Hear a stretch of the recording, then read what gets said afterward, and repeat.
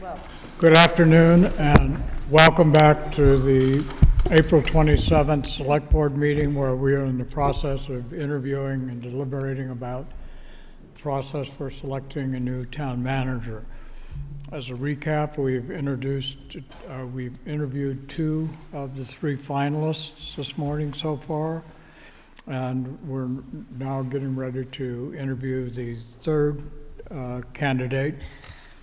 And after the interview is concluded, we will begin our deliberations. So I think, Bob, is Amy bringing candidate?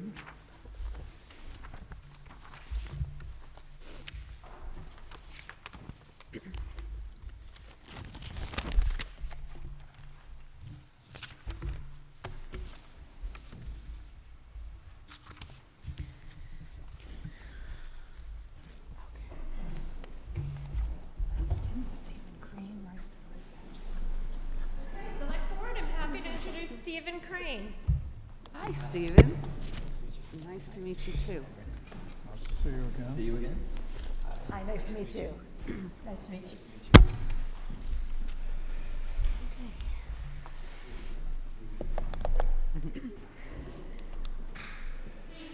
Good afternoon. When we were doing introductions at the selection committee, Say what? I had bumped into him in Yeah. another part of the facility, and so when we were going around, I said, "Oh, nice to see you again." Another member commented, "Do they know each other already?"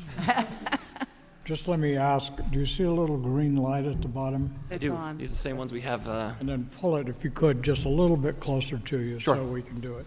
So, Steve, welcome. We're delighted to have you here today. Appreciate you coming. We'll follow a process somewhat similar to what we went through on Thursday. We have a set of prepared questions that we'd like to ask you, and then I'm sure there'll be some follow-up questions from the Select Board. So just to get us started, a question similar to what we asked you the first time out, just tell us a little bit about yourself and what brings you here, and then we'll begin our more formal questions. Well, again, my name is Stephen Crane. I'm currently the town manager in Long Meadow, and first of all, thank you so much for giving me the opportunity to talk to you today about becoming hopefully your next town manager. It's a tremendous opportunity, one that I really think is a great advancement opportunity for me, and I'm sure we'll talk about that more as we go, but as I said to the selection committee, I actually come from a long line of funeral directors. I'm actually from Lowell, so one of my desires is to return closer to this area. It would actually be my second time working in the town of Concord many years ago. When I was in college, I was a park ranger at Walden Pond for a summer, and that was a fun experience, a great experience, but also an interesting experience in getting to know Concord and the community.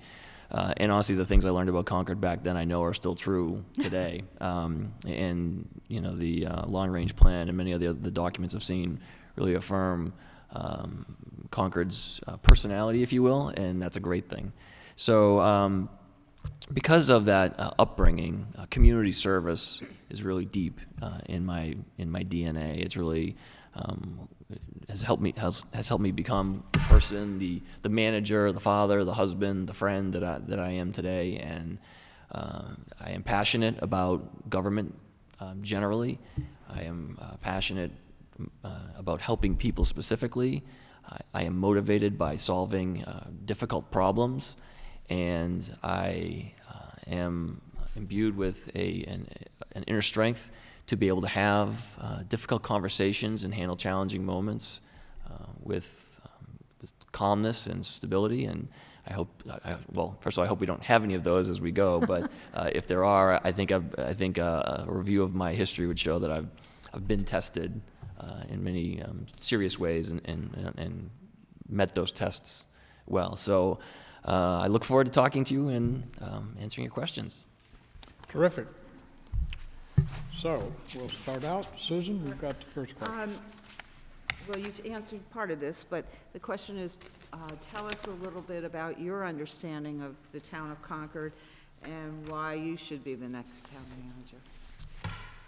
So Concord is obviously a premier community, and Longmeadow is also a premier community. In fact, it's widely referred to as a premier community of Massachusetts, of Western Massachusetts. And when you look at the lists of best places to raise a family, best schools, Longmeadow is frequently the only community in Western Mass that appears on those statewide lists.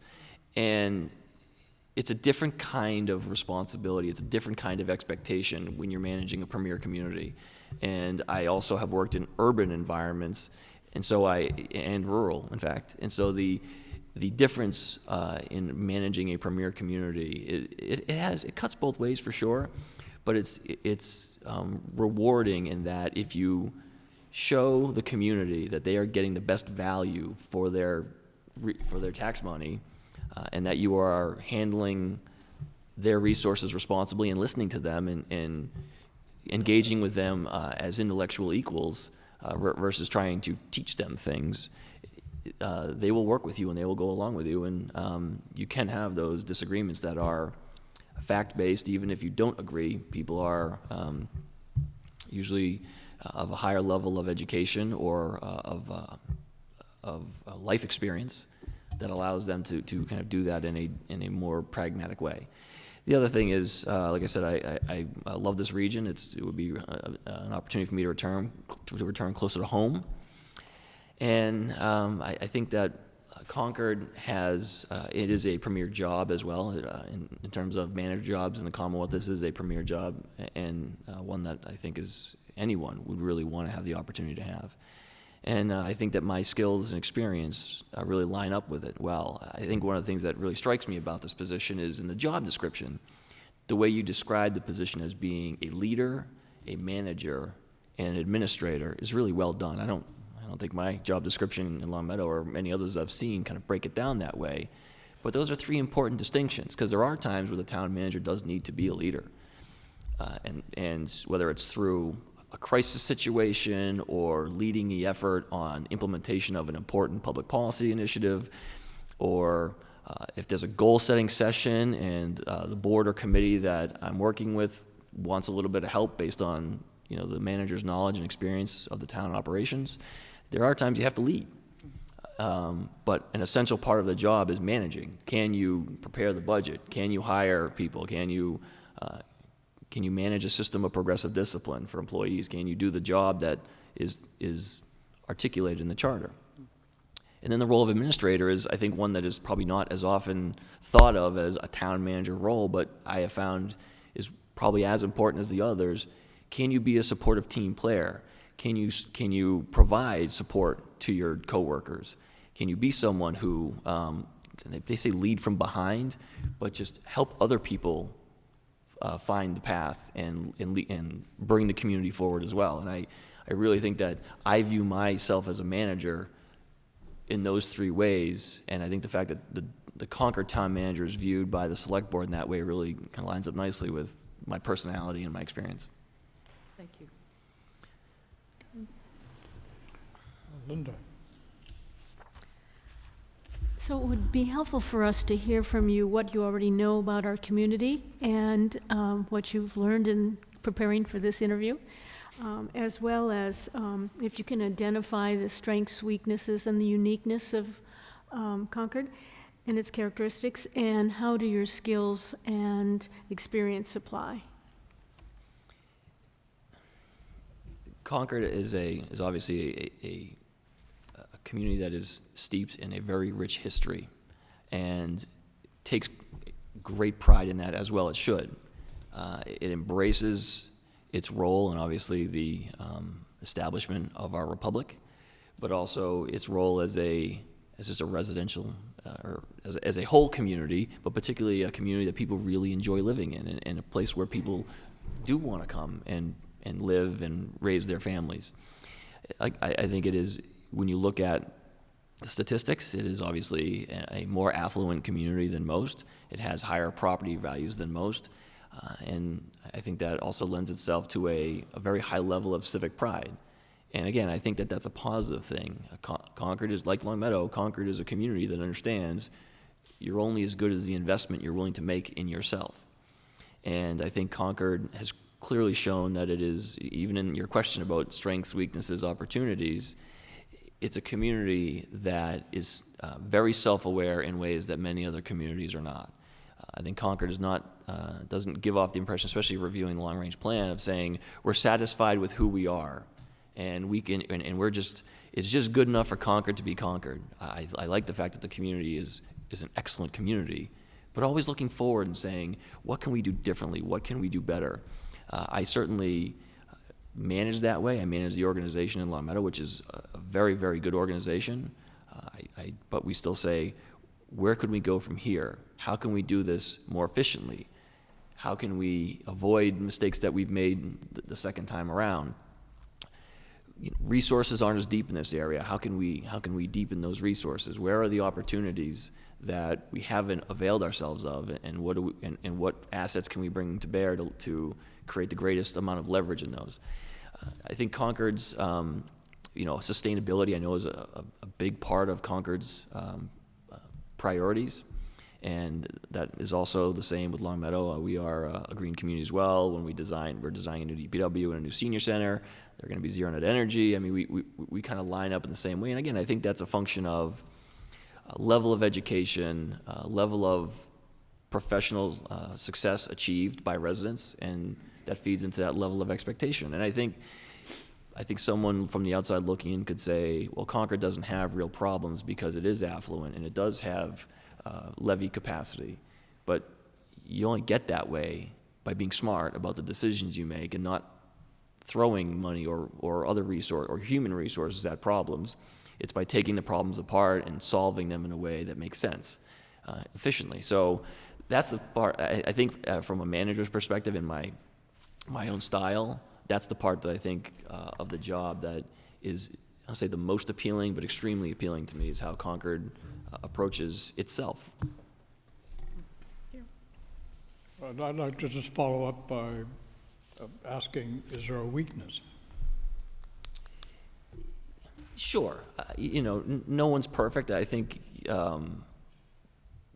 I always am, one of my favorite quotes of all time is by Vince Lombardi, and it goes basically, we cannot achieve perfection because we are human, but if we relentlessly pursue perfection, we can achieve excellence. And I think and I think Concord certainly is emblematic of that motto. And I think that certainly there are weaknesses. Sometimes you can be too good at some things, and sometimes you can get far down a path that you think is right because everything lines up with community priorities and community resources, and you may not realize that there was an aspect to it that you really didn't see, because it just seemed to all fall into place the way it should. And maybe you don't find out till later that we kind of missed a step, or there was a group that we really didn't engage here. So I can't think of a specific instance, but I'm sure that's happened. It happens in most communities. The other thing is, you can sometimes be a little focused on what can we do better, instead of the first question being, what are we doing right, and how do we build on that? Sometimes, and that's kind of I think a New England thing. I remember at the end of the baseball season last year, after the Sox had the best season they'd ever had, you listen to talk radio and it's, well, can the bullpen win in October? And it's like, what are you talking about? We just won 107 games, and like I said, I think it's somewhat of a quintessentially New England thing, and we all do it. And so I think sometimes you can get caught up in that moment where you're in trying to find the negative to make sure that you're addressing all of your problems. You can lose the forest for the trees. Jen? Did you have a question? I was wondering if you have any examples of any of the things that you've described in terms of Concord in your own town of Long Meadow, because I understand you might be a little cautious to point at our weaknesses, but do you have experiences with weaknesses in Long Meadow? Of course. And I know if you mean weaknesses at a community level, I mean, I think I would rather, I could talk about weaknesses from an organizational standpoint. Yes, exactly. Sure. I'm not trying to point out, and I'm not trying to pick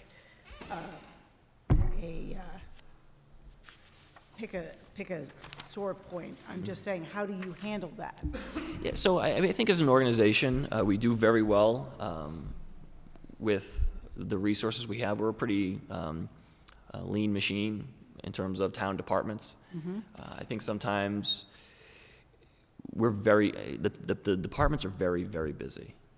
And like I said, we process really an exceptional amount of work with a relatively small number of people. And I think sometimes we do get a little stuck in the moment with the volume of work and put off what could be great opportunities simply because of a lack of bandwidth. So I think that's a weakness. I think sometimes, and as the manager, it's really my role for the organization to set, organizational priorities in terms of workflow. And like I said, I think we do a really good job of that. But there are times, I should say, we need to kind of drop this because it really isn't as good a deal as what we could get over here if we pursue this initiative. And sometimes you need to do that, but sometimes it's a challenge because a particular department may be really into the thing that they're doing.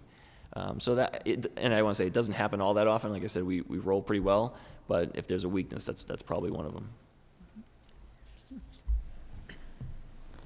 Other questions? Terry, I think it's you. Okay, so what are the three most important qualities that you seek when you're hiring town employees, and how do you ensure that the applicant has those qualities? That's the first part of the question. So the first part, three qualities. Certainly, you want to see qualifications. As people who are in the middle of a hiring process, you understand this well. There's what's on paper. And what do you see on paper? There are certain thresholds in the job descriptions and in the job advertising that need to be met, whether it's an academic credential or a licensing credential or just a number of years of experience. So the first thing is, do they have experience? The second thing I look for is, do they have experience that isn't on the job description, but as the manager of an organization, I see could be valuable to the whole. And then the third is, when we talk to them, how do they fit? What is their view of work? How well do they understand, not necessarily how well do they understand the town of Long Meadow, because it's our job to educate them and inculcate them into our culture, but how well do they understand the nature of public sector work? Depending on the position, if it's a frontline position, how much interaction have they had with, or how much customer service experience have they had? How have they handled difficult situations? I mean, one of the questions we usually ask for any position that's going to be dealing with people is, tell us about a difficult situation you had with a customer and how you handled it. That's a standard question. And the other thing we'll do is, if it's a position that maybe is a management level position, so they will be closer to, I'll say, the political side of the work we do. We'll have questions in there that maybe there is no right answer to, but we just want to know how they think on their feet and how they respond to, not say trick questions, but a question that may be atypical for an interview, that you want to kind of keep people on their toes. I mean, you don't want to do that right now, but as we interview people, we try and do that. And then, and I also say there's a fourth. Fit is a part of it, but I think it's more, who are they, and what do they bring to the table? Okay. And how do you encourage teamwork within departments and between departments or silos? And how do you deal with an employee who might not be a team player? That's a great question. And I think we have, the Long Meadow Municipal Organization is a silo-free environment. It was when I got there, by and large, but in every situation I've managed, it's always been, they say horizontal. It's not entirely true, but a non-vertical management style where you get input from a lot of different people. When I started in Long Meadow, the Monday morning staff meeting included all department heads. Many communities just have kind of like a cabinet where it's police, fire, DPW, finance, something like that. But to learn the organization early on, I wanted to hear from all departments. The health director may not have as much to say on a weekly basis as the director of public works, but what she has to say is important too. And the other thing is the relationships we develop with each other through those Monday morning conversations, because we keep it kind of light, has been exceptionally important in terms of the execution of our duties to serve the town as a whole, and in moments of crisis, come together as a team seamlessly, and we have been able to do that. And so 6 years later, every Monday we all still meet together, and we all still get a lot out of it. And every time there's a moment where one department head will say, and this happened over the weekend, or this is something we're going to be working on this week, and another department head from something that would be seemingly unrelated says, oh, you know what? I've got a plug into that issue. Can we talk offline? Or hey, let's all kind of group think on it. And honestly, it's the favorite hour of my week. That's my favorite hour.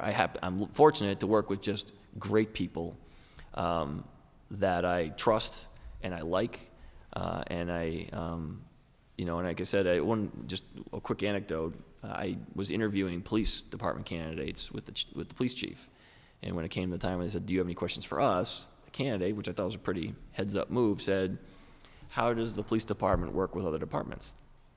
And the chief said, "We work well together. We all work as a team." And he pointed to me and said, "He wouldn't have it any other way."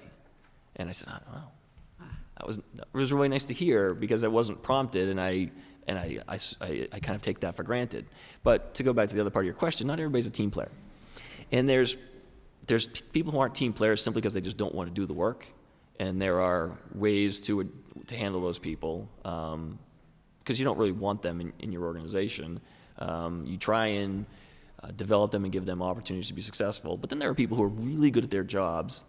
They just may not be into the group dynamic.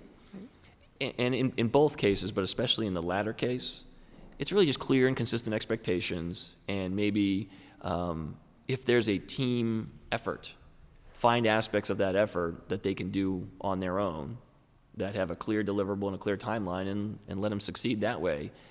You don't want to hold back the herd is only as good as the slowest member. You don't want to hold back the team because someone isn't necessarily rowing in that direction. But you also don't want to lose the benefit of their expertise and their output simply because they just prefer to work on their own. I think the biggest thing is you have to be able to have difficult conversations, and you have to have, as I talked about in my introduction, you have to have that confidence in what you're doing, and that fortitude really to sit the person down and say, look, in this moment, you really should have gone along with what we were trying to do and been more, carried the weight for the team. You chose to go your own way. Okay, you met your deliverables, but maybe in the future we could try a different technique. And like I said, but if it's just I don't want to work with others and I don't want to do what's expected of me, then you try and save that person from themselves, but then otherwise you just try and give them benchmarks to meet and hold them accountable if they don't meet them. Okay. And the last part is, what is your collective bargaining experience, and how do you develop the strategy for collective bargaining? So collective bargaining is something that I've done a lot of. I in many ways dislike it quite a bit, and in some ways enjoy it as well. And the reason why I dislike it is because I do take the team environment seriously. It's not all one big team because everybody has individualized roles, but you want to create an environment where people feel like they're a part of something and that they are valued. And when you're collectively bargaining, I have the ability to compartmentalize or to separate what I'm paid versus what I'm worth. Mm-hmm. I don't personally view my worth as what I'm paid, but not everybody has that ability to compartmentalize, especially I've found in a collective bargaining environment where you're really,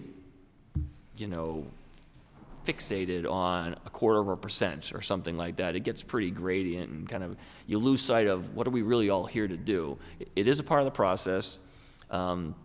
you have to get through it. And for me, collective bargaining is really a 365-day-a-year effort, because I try and get to know employees at all levels of the organization. I try and get to know them and take an interest in them personally. My general philosophy is that the work is not more important than the worker, and you want to know that people are valued as humans. And so building that relationship, that trust, that respect, before you go into the bargaining session is really important. When I came to Long Meadow, there were really impasses on 4 collective bargaining agreements. And I came in and kind of took a different approach than had been taken before, and was able to reach agreements relatively quickly that were within the targets that were set. Because, I mean, first of all, you don't move the goalposts. And that's not always, when you're in collective bargaining and you kind of reach a tentative agreement on something that you feel like is a win, there can be a tendency to be like, oh, okay, well, I want one more then. And you have to know, and so to go back to the strategy point, going into it, you have to prepare. You have to know what other units are settling for, and when they talk about comps, there's a set of communities that are like you, that you look at to say, what are their percentages, what are they settling for, are there aspects of those agreements that aren't really reflected in the percentages? In Long Meadow, I think in a lot of communities, it's the teachers, what the teachers get. And so I talked to the superintendent, what'd they get, what'd they give? And so you have to have that list of things that were bargained over, and then you have to have a fiscal target. And collective bargaining I've always done well with it, because, again, I'm pretty dispassionate about it. The fiscal targets are the easiest thing to figure out. The comps are the easiest thing to figure out. So you know your leverage when you go in there by virtue of arbitration decisions or other contracts that are settled. So you know kind of where the sideboards are on the financial side. Most times when it gets difficult, it's usually about management right issues or change in work condition issues. Those are the protracted bargaining processes that I've had were usually around kind of gradient things that were either a management right that we thought was a management right and they didn't, or a working condition that we wanted and they didn't, or they wanted and we weren't as willing to give. You have to listen. You have to go in with your set of priorities. I asked the department heads to review the contracts and give me a list of things that are working in the contract and aren't working in the contract before we go in. You have to know, and then once you have that kind of set of items that are going to be the universe you're going to bargain in, like I said, you have to do your best to stick to it. So you're not, like I said, moving the goalpost, changing the targets all around, and so no one really knows what constitutes a successful agreement. An interesting thing, I was working in Wisconsin when Act 10 was passed, and that was the act that stripped away public sector bargaining rights. And that was, in terms of experience I have that someone else may not have, it was really no public administration class could have ever taught me about the differences in collective bargaining pre-Act 10 and post-Act 10, like living through that. I did contracts before that, and I did contracts after. And as a manager, even though I felt like it really wasn't entirely fair that those rights were taken away from employees in the manner that they were, as a manager, I said, this is our leverage, this is what the law says we are allowed to do, and I owe it to the city council and the taxpayers to do it this way. I think the employees understood it wasn't personal, and we were able to reach agreements too. Thank you. Thank you. Jane? Concord has just completed its long-range plan, which you've referenced, so I assume you've spent some time with it. Envision Concord, which I had the privilege to be a part of as a liaison, was a complicated process. Can you share with us your impression on the plan, its goals, and the task of implementation? It is a comprehensive plan, and I think the beauty of it is its comprehensiveness, and that's also its challenge. There's a lot in there, and I think, and even in all of those pages, there's a lot more that went in behind it. If you have the 3 big ideas, I can only imagine the number of hours of meetings and discussions, and just to get those sentences written the way they were. I mean, I know Concord has a lot of boards and committees. One of my public administration aphorisms is a camel is a racehorse designed by a committee. And so, but in reviewing the document, it really is a major achievement for the people who are involved in it. And so the people who are involved in it are really going to want to see things happen, which is why I think it was a pretty genius idea to have a checklist. Don't wait for the administration to create a checklist. Create one that you want to see. Have the evaluation process. And this is something I do in my work as a manager. I've always done it this way, but in Long Meadow, the outcome may be different, but the process has to be consistent. Every situation is different, and you're going to have different variables on whether it's a proposed bylaw or a proposed development project or a new reorganization of a department. Each situation is different with its own unique set of variables and cast of characters, but you have to have a consistent process. And I think the process that's set forth in Envision is a great framework that anybody can really follow. I think as I look at it, I mean, I have a lot of experience in project development. When I worked in Lowell, we did a lot of affordable housing projects, mixed use, mixed income housing. I am the director of planning and community development in Long Meadow. I'm not like a planner by education, but it turns out I have a knack for it, and I've really successfully led the way on a number of planning initiatives. So I think those aspects of the plan, I've done a lot of land acquisition deals in my time. I've gone into jobs where there were existing plans like Envision and been able to find ways to execute them. I've also helped develop plans like Envision and set forth, the kind of low-hanging fruit that you want to get a couple of wins under your belt right off the bat, so people get some momentum. I mean, momentum is an important thing in public administration, because as soon as people feel like a plan is sitting on a shelf, it gets inertia on the shelf, and you really want to keep it moving forward. So I think the areas that I have that are the most natural skill set for me are probably the areas that I'd start to dive into a little bit. I'd probably want to do a scenario, like a hypothetical scenario build, take that checklist, come up with something, maybe get some members of the committee together and find something that's kind of semi-controversial and say, here's an idea, let's run this through the checklist and see how it goes, because you don't know how good your system is until you test it. And I've been a part of situations where a long-range plan or a land use plan said something, but when it came time to do it, the people that lived nearby weren't really all that interested in what that plan had to say. And so you have to kind of balance that need out and understand where are the potential pitfalls of one particular action or one particular strategy going to be. And so I think that I'd want to do a little bit of, I'd want to try it out a little bit in those terms. But transportation planning, I've done, I have a lot of experience in transportation planning. Long Meadow, we developed a complete streets bylaw, so we've added a lot of bike lanes and sidewalks in our infrastructure projects. So those are the things I'm most familiar with, and they'll be the easiest, I think, for me to latch onto. But then I think there's also other goals, other areas. I mean, the great part about it is it's a built-in professional development plan for me as the manager as well, because there are things that I also have a lot of economic development experience, and in fact, historic preservation as economic development was one of the central themes of my work in both Lowell and in Worcester. And so I think that that's an exciting part of it, but kind of doing that business development, or not business development, but business neighborhood development is something I've done some of, but not, I think, to the level of extent and expectation that I think Concord has. So that'll be something that's interesting. I mean, the financial part, obviously Concord is pretty well put together when it comes to finances and how it manages finances.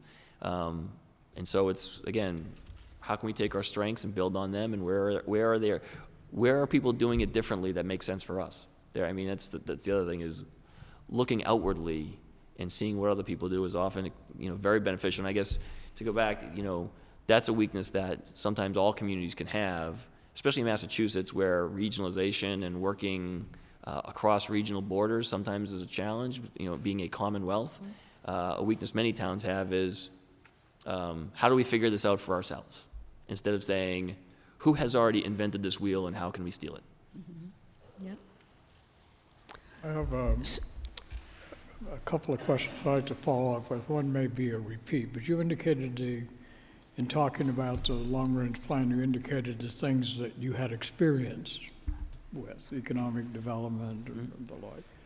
But as you looked at the long-range plan, was there anything in there where you said, wow, I can hardly wait to get going on that? That sounds like, whether or not you know about it, sounded to you like really important or really something really substantive? I mean, I think we talked about this the other day, the sustainability component, I think I shouldn't say that. My guess is I may be looking at this a little bit differently than the committee, but I look at the big goals of sustainability and say, how do we do this immediately and in very small ways? I mean, it's, you know, another aphorism is, because given the comprehensiveness and just the volume of the plan, when I was looking at it, the expression, how do you eat an elephant one bite at a time, came to mind. And I think it's, especially when it comes to sustainability of the organization, you know, tying the analysis of the public facilities and, you know, sustainability goals is something that I think I'll probably get right into, find out where the deficiencies are, because this is something we do in Long Meadow all the time. Long Meadow does not have the organizational capacity to add a full-time sustainability coordinator. But the department heads and my other coworkers know that I expect everybody to be a sustainability coordinator, and it's just part of our ethos of efficiency and sustainability, not only because it's the right thing to do, but because it's good for the organization. It's good for our finances. It's good for our budget to be efficient and sustainable. So I think that's probably the type of thing I would say. Where are the easy wins from a sustainability standpoint, and vehicle purchases, working with the municipal light plant on, you know, how are they learning about what they do? Are there ways that I could work with them to find more efficiencies, that type of stuff. And then, like I said, I think working on learning about the parcels that people have in their mind's eye as being ripe for development, find out what's the ownership history, those are the types of things. I really couldn't say a specific, like, you're going to replace an F-350 and I think you should, you know, only buy an F-150. I can't really get to that level of specificity, but those would be the types of decisions that I would probably start right away. My second question was you had articulated something I think is correct about Concord, and that is it's and evidenced by the long-range plan, independent of what's happening today. We have ambitions for what we want to tackle in the future, and they were laid out in the long-range plan in great detail, as you indicated. But the other side of that coin is what's coming down the road in a short-term basis that's not driven by us, but we better pay a lot of attention to, or our desire to do all these very interesting things about sustainability and affordable housing, or however you list it. So do you see some short-term issues that are going to confront the town that we would want to make sure we were on top of, so we don't get derailed from the longer-run goals that we have? Sure, I think you're already doing this, but municipal vulnerability, we are in the process of writing an MVP plan in Long Meadow as well. Yeah. And I think you guys are doing that too. Right. Yeah. So I think that's a critically important thing. In driving around Concord, one of the things I'm struck by the forestry.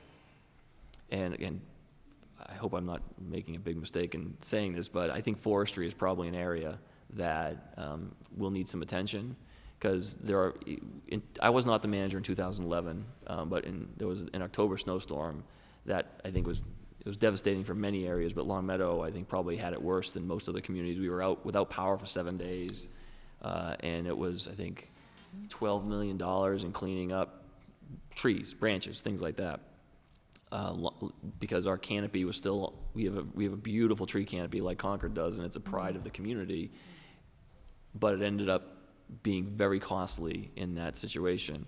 And so the town rightly kind of doubled its efforts on forestry management. And I think, so when we look at our hazards for our MVP plan, it's trees, bugs, and water for Long Meadow. And I think I could probably take those three and it would fit here as well. I think it's, driving through you have some very tight streets that have and I don't know where the right-of-way lines are, so what are town trees, what are not town trees, but, and I honestly, I don't know what your ongoing forestry management is, but I just saw a lot of trees and brush that could probably be cleared out, because they're dead, and that's an issue that kind of struck me as, geez, if we had a snowstorm like that here, it would be probably equally as devastating, because all your utility lines are above ground like ours are, and utility companies just aren't they're going the other way. I mean, I know everybody wants them to put utility lines underground, but because of cost and ease of access, they prefer them above ground somewhat counterintuitively. But that's one area that I would say Good. I noticed. Did I sense you had a question? Yeah, you did sense. As you know, land values like Long Meadow, well, maybe not like. Not like Long Meadow. Not like Long Meadow. Land values here are very high. The town values its historic resources, open space, has high expectations for sustainability, and at the same time is concerned about a range of affordable housing on what land might exist. And I'm not just talking about subsidized housing, I'm talking about both low and moderate income housing. So there are tensions between the available resources. That's not to mention the facility needs that have been spelled out. And there may be other opportunities for existing buildings besides current land. So how do you propose managing those tensions, and what process do you think the town needs to go through to sort all that out? So I guess what I would is deflect a little bit. So like Long Meadow, like Concord, Long Meadow is mostly built out. We actually do not have a lot of open land. We do have conservation land, but most of our community is built out with single-family residential homes. And we are in the process of constructing, a new Department of Public Works facility that was 30 years in the making. And I guess I'll pat myself on the back a little bit. I took a different approach. When I was hired, the select board said this is our top priority for our public facilities. And I took an approach of moving it forward in pieces, doing a little bit of design so we could see what are our needs, what's it going to cost, and then where should it go. And we went through and both with a new senior center that's going to get built and the DPW, we went through some very challenging, very contentious site selection processes. Most site selection processes, if you can't build the facility where it's already at, it usually means you're going to go through a relatively challenging site selection process.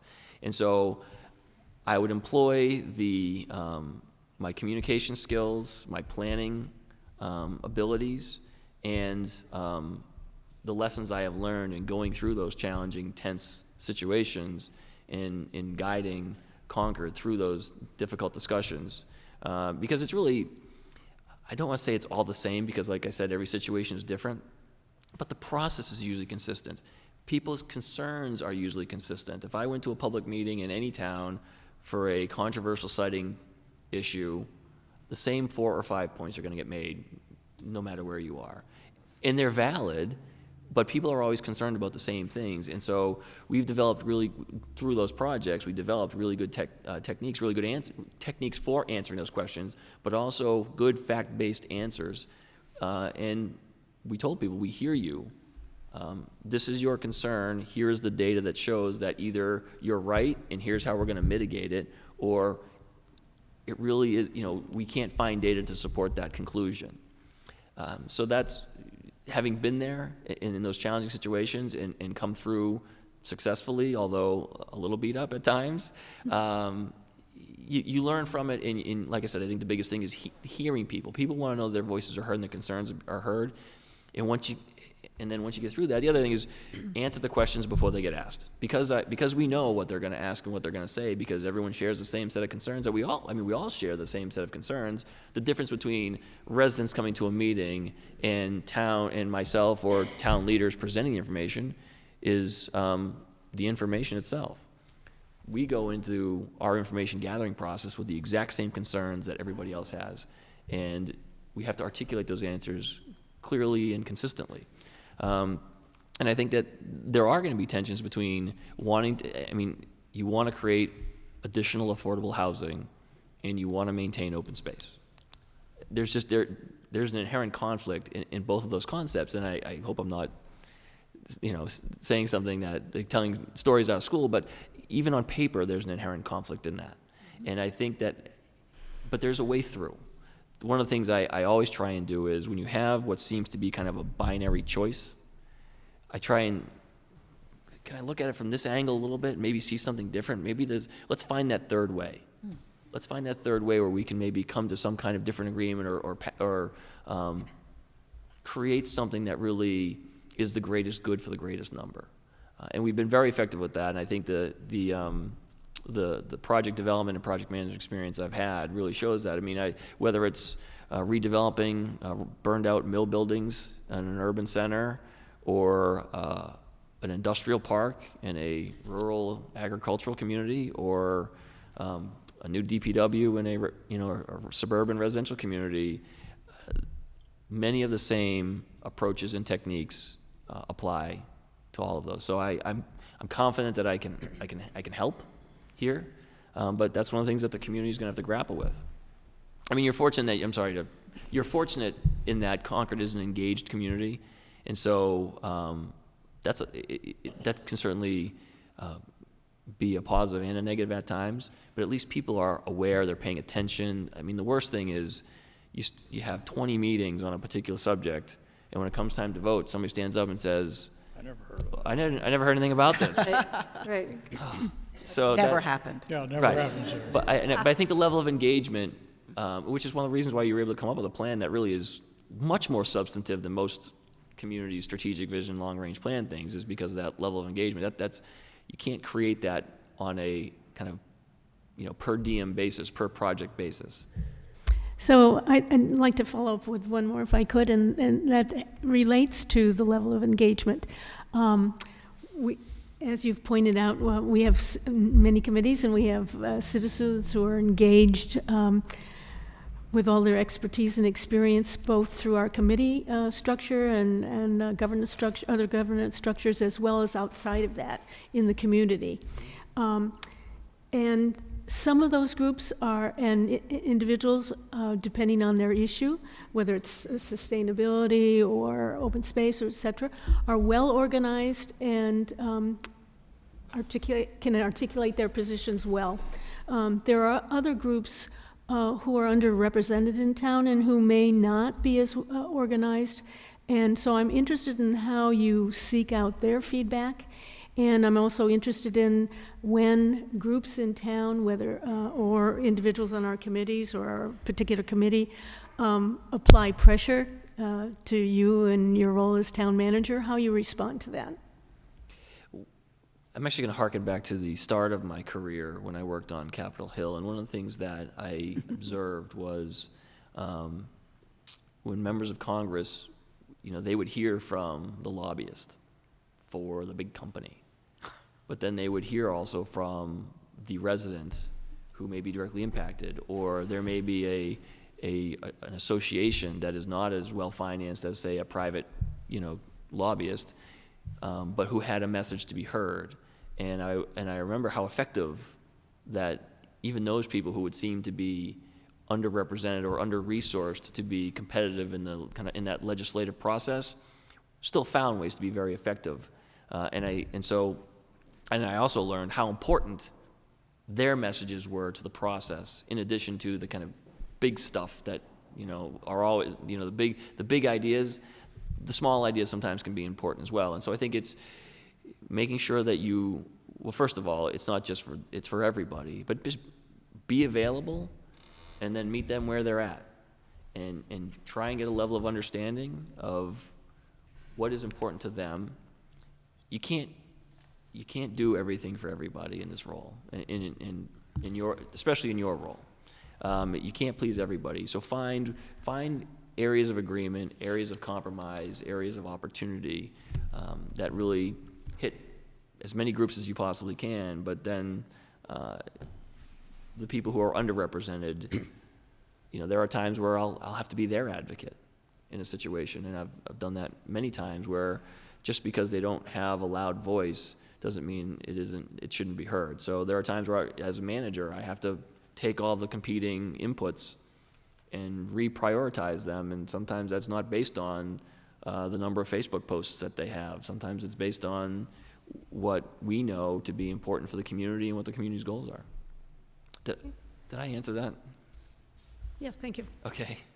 Sharon? What you've just described is, it works in a number of places, but what I'm curious about is when you're working with the select board, and while as a town manager, you would be a static position ideally, whereas the select board is elected and we change over time. How would you handle areas where maybe you were at odds with a select board member or the committee itself, where you had a focus and a direction that wasn't necessarily shared? Mm-hmm. I think in most situations like that, I have found that if it's a difference of ideals, you can just agree to disagree. But I found that most conflict like that is generated from a non-shared understanding of roles and responsibilities. And so I think that it would be a group wants a particular outcome, but it may be a select board decision to make, or it may be a town manager decision to make. And certainly in decision-making, the first and most important part of decision-making is listening and taking input and getting feedback, and making sure that the decisions that are made aren't made for the town manager. They're made for the community, even if the town manager is making the decision or the select board is taking a vote. It's not a vote for the 5 of you, it's a vote for the whole community, even if some members of the community don't agree with the choice. But I think it's people want things a certain way, and for reasons that they may not fully understand, just can't go their way. And the job of the manager is to, not only explain what the decision is, but why the decision was made, and how the thing that they may want would have a negative impact on the community, the organization, a business, property values, you name it. But I think most of it's when we're a committee and we want this done and we're going to go do it, and that's not really what the committee's responsibility is, and it's not really in the committee's authority to do that. And you really just have to develop good working relationships as best you can, and compartmentalize those moments. That's, I think, getting more challenging in our environment. It seems like people just, it seems like it can get pretty intense. But I think if you can develop good working relationships, get to know people, you can hopefully manage a lot of those disagreements and agree to disagree and move on to the next item. I have a question about, So, I'm sorry, Susan, Yep. but I think that the one thing I didn't state there as emphatically as I wanted to is, you have to value the input of the volunteers and the boards and committees, even if you don't agree with it, or even if it's not the right call. You still have to value that input and show that you value that input, and hopefully use that to build trust and build on that relationship for the next thing. my question is about fiscal management. And we're in a situation now where there's a middle school looming, and then some municipal projects after that. And I wondered how you would handle forecasting or if you do forecasting in Long Meadow for both operating and capital projects over a, multi-year term, and what the process is that you use there. Lots. I've done lots of that very recently. Similarly, Long Meadow, we are building the DPW now. We will go out to bid for our new adult center next month. And then we also have a need for a new middle school. The superintendent has submitted the SOI, I think, 2 consecutive years now. And so and we also have the highest tax rate in the Commonwealth. We're number 1. That we talked quite a bit about that in the selection committee. And as I tried to explain, we also have a AA2 bond rating. So the high tax rate is a reflection more of property value stagnation, quite frankly, in Western Mass than it is about profligate spending. Long Meadow is a very well managed community financially. It was when I got there. I think I've enhanced that. When I look at the little details in the budget that are important, that maybe the average town meeting voter doesn't pay attention to, what is the percentage of the general fund budget that the schools occupy?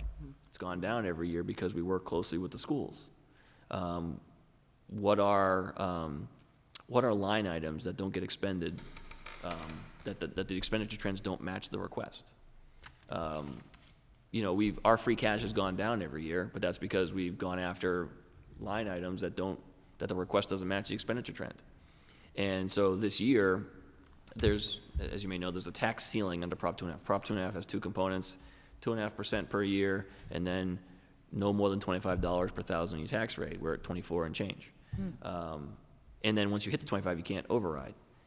And I mean, the big thing with Long Meadow is the denominator in the tax rate equation is the full fair cash value of the community. Yeah. And so if we have a recession, even if we don't spend another nickel, our tax rate's gonna go up, automatic. And so there's this balancing act that we are doing of keeping the levy increases as low as we can. So this year, the budget that's going to town meeting is only a 2% increase instead of 2.5%, which is quite honestly a pretty big victory because costs to operate the municipality go up greater than 2.5% year over year. And we've implemented a stormwater fee that has helped, but there are new stormwater expenses that we have to meet as well. But we were able to, like I said, really be efficient and stringent in how we look at our expenditures and been able to do that. One of the things when we were talking about the DPW, the senior center, the middle school, was we had to do projections of excludable debt and what that's going to do to the tax bill. And we did lots of that. And then we have that on the capital side, looking at the debt projections, and we update that as a part of our budget process every year. We have another debt exclusion that we're proposing. It's a pretty small one, but it's for our large recreational fields. Recreational fields are a community priority, whether they are they don't fill potholes or put out fires or chase bad guys, but they are a community priority. And if you're gonna have them, then the need is to make them good, to make them playable, and to make sure parking and pedestrian safety are handled. So we can argue whether or not playing fields are a community need, but if you decide you're gonna have them, then they have certain needs that have to be met. And so we're doing those debt projections for that as well. On the operational side, we have a 10-year projection to track our tax rate and to track where we're going to hit the tax ceiling, which right now we're looking at FY23, and we use pretty conservative assumptions on that. Maybe 0 to 1% property value growth. We carry in some revenue, other sources of revenue assumptions like state aid, Chapter 70, things like that. But yeah, we do a lot of, because we run so tight, we have to really project quite a bit. So we do an exceptional amount of that. And I think, quite frankly, we do an exceptional job of doing it. And I only say that because it's a team of people that do it. It's not, I certainly provide, I articulate the direction I think both the select board and town meeting want to go. And the finance committee, the finance department, they take that vision, if you will, financial vision, and do the dirty work in the Excel documents. Thank you. So, did you Yeah, have a question? yeah, I have a couple of questions. What would your current board and your current department heads say are your greatest strengths and weaknesses? So as a part of my annual evaluation, I do give the form that the select board uses to the department heads. I ask them to fill it out anonymously. I think the things I'm most proud of in those documents is that I listen. I value their input. I don't micromanage. And I support my department heads, and I support them publicly. I defend them publicly, but then I also hold them accountable privately. In terms of weaknesses, there may be times where I may be perceived as micromanaging, and there may be times I may be micromanaging. I don't ever think I intend to micromanage, but there are times maybe I'm getting a little too deep. I do have the belief that if I'm going to be held accountable for the results, then is it really micromanaging? But I have a great team, so I don't really need to get into. It's more like a decision point thing. Like I may get more involved in a single decision about a single issue than other things. But usually only when I have a sense that decision is going to have ripple effects to either the other departments, to the select board, to a community group or something like that. So I think that would be, like I said, I look forward to reading those evaluations every year. These can be challenging positions to have, and so that kind of feedback from people that you trust and respect is nice. And my other question is, if you were offered this position, you'd be replacing a strong, successful town manager with a long tenure. And what challenges do you see with that? How would you go about addressing the challenges? The biggest challenge is avoiding the, WWCD. What would Chris do? I think I'd want to know what he would do. I would certainly ask. I would ask the question, what would Chris do? But I would want to then see how that fits with what your expectations are directly of me, and how does that fit with my own moral coding, work style. If it's a decision where I think department heads feel strongly that this is what has been done in the past, and there may be an aspect of it that just maybe doesn't feel right to me, I may go along with it. I may defer to the people who have been doing it here much longer than I have, and just make note of wherever my spider sense was kicking in, and if the decision turns out that they were right, then I'll say, okay, well, I can file that away as a non-concern, or if it doesn't, if my gut turns out to be more right, then file that away for the next decision-making process. I think, I went into that situation in Long Meadow, and I think quickly developed an excellent working relationship with seasoned department heads. I've also been through a significant transition where three of the most significant department heads all retired within 30 days of each other. And so it kind of gave me an opportunity to really not rebuild the organization, but refocus the organization with some internal hires, some outside hires, and that has gone very well. Like I said, we have an excellent team. I love working with the people I work with. I think they know that they have my respect, and I am their advocate. But they also know that when things aren't the way they need to be, then they will know about that as well. Clear, consistent feedback is exceptionally important. And the other thing is, again, enjoy their company, enjoy them as people, find out what they did over the weekend. If they have a need for, support the employees. They need to leave early on a particular day because a kid had to get picked up from school sick or something unforeseen. Yeah, go ahead. I know you're going to get your work done. You need to balance all of that out, and I think the organization's performance in Long Meadow has shown that as a team we've really found our that equilibrium that you really need for high performance and satisfaction.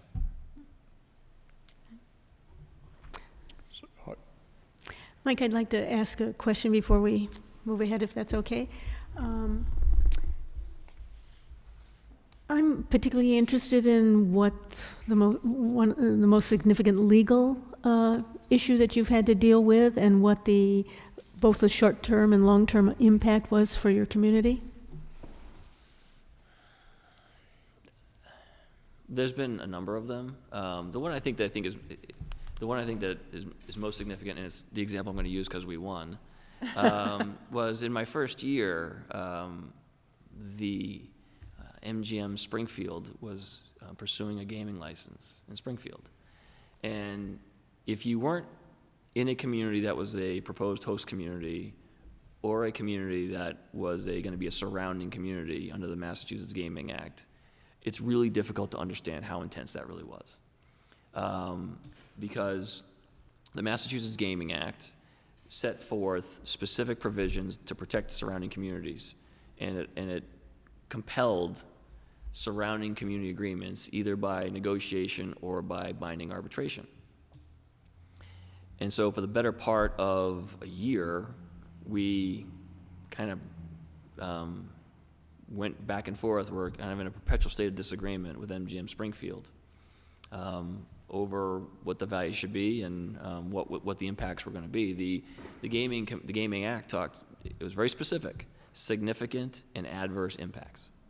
And then when you would watch the Gaming Commission hearings and saw what they latched on to, if you will, as significant and adverse, it became clear that traffic impacts were really the things that they were really most able to quantify and kind of get their heads around, which is most major developments have traffic studies. Traffic mitigation is a standard part of pre-development.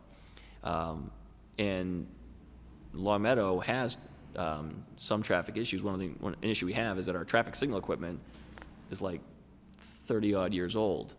If you stand next to the cabinet, when the light changes, you can hear the analog, switch in some of our signals. And so one of the cases, early on, given my, development and planning and development experience, I suggested, we have this issue with our traffic signals. Traffic is going to be one of the things that we should focus on. We should really see if MGM will, put forward some money to replace our traffic signals. I mean, it's depending on the if it's a simple intersection, it's like $300,000 per. We have some complicated intersections that we're going to be significantly and adversely impact. And the reason why, at the end, to make hopefully a long story somewhat shorter, I suggested that at the very beginning, that this should be our area of focus. There was a push to look at everything and try and make everything a significant adverse impact. And we did. I said, you know what, you're right. We may be missing something. I'm thinking that it's the traffic lights, but we may be missing something. So we went through everything. And at the same time, we watched the Gaming Commission make decisions on other surrounding communities. And then we saw our neighbors kind of short sell and take surrounding community agreements that had what was called a look back, where once there's an impact, we'll go back and assess it and pay you for that. And I was like, that's not going to work here. In development, you pay up front. You figure out the mitigation up front. And so we had town meeting, gave us money to hire a law firm, and it was myself, the select board chair, and the lawyer, and we were really an excellent team, because in all of our disagreement with MGM, we kept it professional, collegial at times. We didn't agree. We ended up going to binding arbitration. We prevailed at the Gaming Commission to be designated surrounding community because MGM wouldn't voluntarily do that. And then we won a $5 million award in binding arbitration, you guessed it, for traffic signal upgrades for Long Meadow Street as our singular argument. But I went in knowing that was the right thing, not because it was the first thing I thought of, but because we had gone through an extensive process to really eliminate all of the other things, and we were able to say, this is our best hope in achieving this, and we did. But there's been, I mean, but when legal issues come up, the combination of my legislative experience and my kind of project management experience really helps in kind of guiding and saving the town significant legal fees where I don't always need to rely on town council for guidance on things. You know, I always want their guidance, but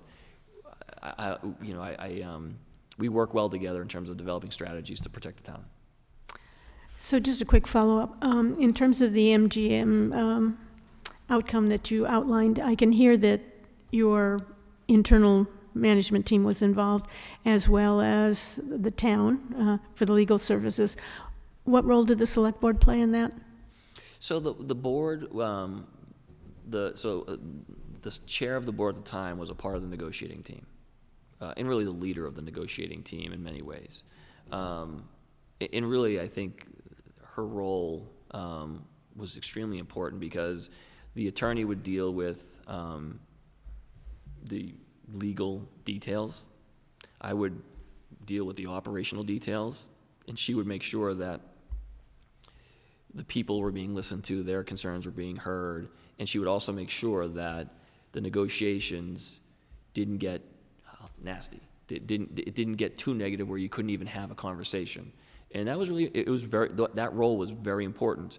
And of course, the other part of that was managing the other select board members and making sure that we were communicating clearly and consistently where we were and getting the select board comfortable with the decisions it had to make in terms of settling on this is, we had to come up with a best and final offer that was going to be the basis for the buy. And it was baseball style arbitration. They were going to pick one or the other.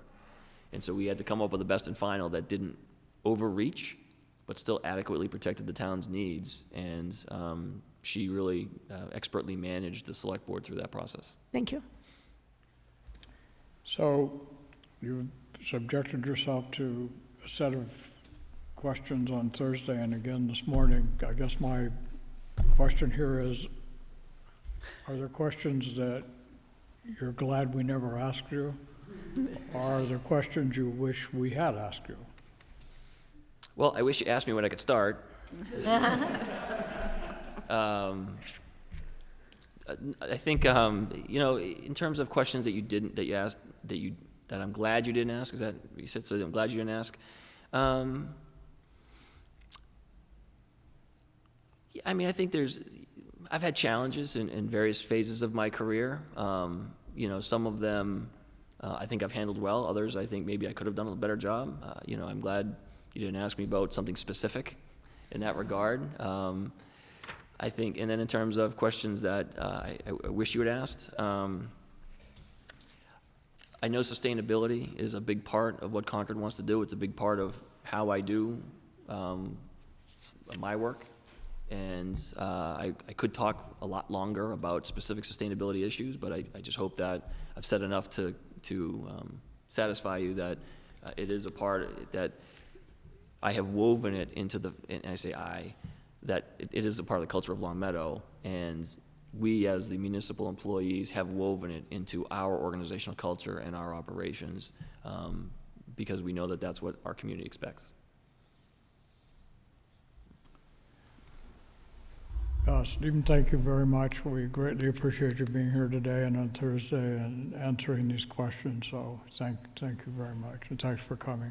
Mr. Chairman, and again, members of the board, thank you so much for this opportunity. I very much hope to be the next Concord town manager, and I know there's big shoes to fill, but I think I'm equal to it, and I hope I can, fill those shoes for a very long time. So thank you very much. Thank you. Thank you.